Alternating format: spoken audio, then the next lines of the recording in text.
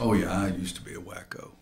I mean, I used to be a terror. I used to much more so coach out of fear that they were afraid to screw up. And sometimes I think I should go back, because we might not screw it up as much. But all my former players say I've mellowed, and but I think what I've tried to do is to try to build that interest and the desire and the buying into the team so they'll want it just as badly as I want it. But I don't know. I can still go wacko. I mean, I went wacko Monday or two, whenever it was, screaming at some guy rolling a barrel around up top. I'm trying to talk, and I got some guy up there, he waits till I start talking, and he starts rolling around. It sounds like thunder, and I'm screaming at him, and I turned around to him. I said, that was really stupid, wasn't it? But, so I still have my moments.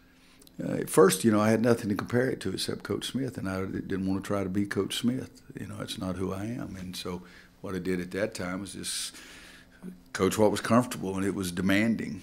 And it was, I had a player I asked after a couple weeks of practice, I said, what's the biggest challenge for you, the biggest shock to you? And he said, really? And I said, yeah. He said, boy, the change in you when you walk out on that court.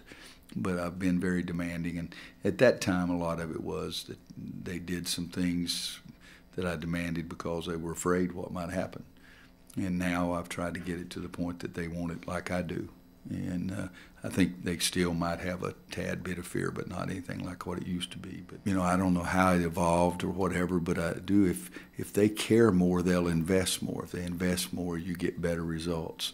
But it wasn't a conscious change to try to do something like that. It was just that I was more comfortable. I got tired of screaming and yelling and slobbering and all that kind of stuff.